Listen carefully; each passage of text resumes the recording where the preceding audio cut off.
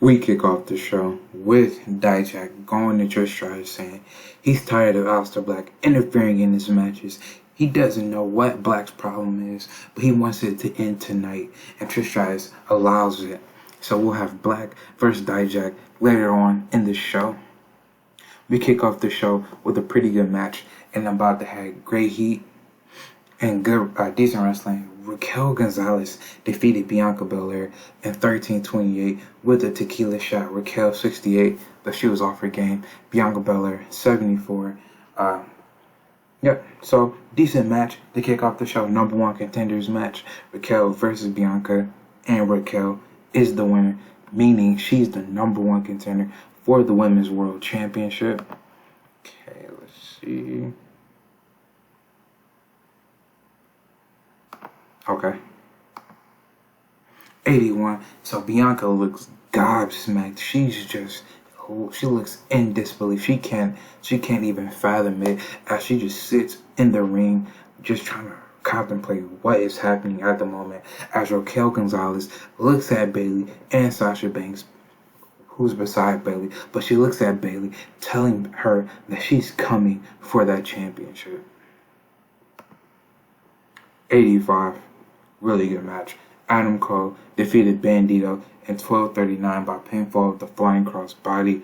Adam Cole 83, Bandito 74. 85 rated match is amazing. 83. So Cole beats Cole beats Bandito, and he tells Andrade that this feud between them ends at TakeOver. Andrade agrees, saying that he will crush Cole under his boot. 39. Yep, okay, I knew this was going to be bad. But Aussie Open defeated 2.0 in 3:43 when Kyle Fletcher submitted Matt Martel. Kyle Fletcher 51, Mark Davis 50, Matt Martel 42, Chase Parker 63. They were turned off by having workers. They were turned off by having a match outside of the pre-show between workers. They have no investment in Aussie Open. You got to get them over. They have to have matches like this. It's going to stink it up the joint right now, but it'll pay off later. But Aussie Open get a win against 2.0. 83. So Aussie Open stand tall, but Kyle Fletcher eats a lethal injection from Jay Lethal as Mark Davis gets hit with a house call kick as Lethal swerve. They're just furious at what happened last week as FTR come down the rampway and Lethal swerve. They're motioning for them to come in the ring, but FTR just stands on the rampway as they lock eyes with Lethal swerve. So yep, these three things. You can see where it's going with these three teams as FTR and Aussie Open, they are just trying to figure out who in the group is going to face Lethal Swerve. And it's like Lethal Swerve is saying that any one of them in the group can get it. Heck, it could even be both of them. But yeah, they were not happy by being attacked by FTR last week. And Aussie Open were just right there. So hey, Aussie Open, y'all got, y'all eating the sins of FTR. 77. Aleister Black defeated Dijak in 12:33 by pinfall at the end of the line. During the match, Julia Hart distracted Dijak. Okay, so Black and Julia are an awkward pairing. Okay, I gotta remember that. But Black 78, Dijak 74. Okay. 81. Brody King gives a cannonball to Dijak as Priest runs down the former member of House of Black and the guy who's kind of like a friend to Dijak. He comes down the ring, he wipes out Brody King. Black leaves with Julia Hart as he saves Dijak here tonight. So Damian Priest has had enough of Black's games too. And if you think about it, Dijak and Priest left the House of Black during the same time. I think Dijak made it a little bit more pronounced than Priest did, so I think that's why he's eating Black's wrath right now. But Priest saves Dijak here tonight. 67. Okay, Jade Cargill defeated Candice LeRae 9-3 by pinfall. Cargill 53. Candice LeRae 62. Red Velvet did some good work at ringside. Jade Cargill and Red Velvet had excellent chemistry together. So 67 rated match. Candice LeRae with a 62, Jade Cargill 53, but Jade is picking up another win. 80. So Britt Baker says Candice LeRae doesn't have what it takes and tells her to watch a winner in her match next. But before we can get to that match, Paige attacks Jade Cargill, and it only takes Red Velvet to take Paige off of Jade Cargill, as Paige is pissed from getting laid out last week.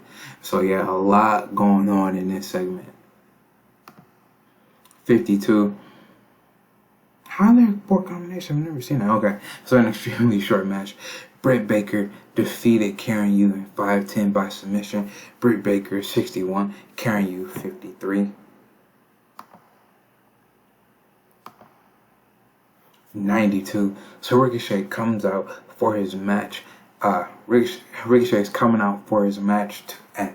But before that can even happen, Ospreay nails him with the hidden blade. So it looks like we won't have a match here tonight, as Ricochet is laid out as Ospreay stands over him, saying that he will have his match at TakeOver. Before Ospreay can even do anything else, he is hit with a house call kick from Swerve Scott, as Swerve told Ospreay that he is not to be looked over. So we have Ospreay versus Ricochet, but you have Swerve Scott lurking in the background with his golden ticket. 80. So LA Knight gets in Pete's Dunne face, saying that he won't win next week in their match, and he won't even get a shot at Johnny's Intercontinental title. And Johnny just looking behind the muscle that is LA Knight, and he's just being a cocky prick. And he says, "You know what, Katsuyori? Since you're the friend of Pete Dunne, I feel like you're more deserving of an Intercontinental title shot than he is." Just rubbing it in Pete Dunne's face, knowing that Pete can't challenge for it right now, as Katsuyori Shibata says yes. So we'll have Johnny Gargano versus Katsuyori Shibata for the IC belt later tonight. Well, it's right up next, actually. So in a decent match, Johnny Gargano defeated Katsuyori Shibata in 12:48 butt pinfall that hurts Donna. Johnny makes defense number 5 of the NXT Intercontinental title. Johnny with the 83, Katsuyori Shibata 53. Pretty good match.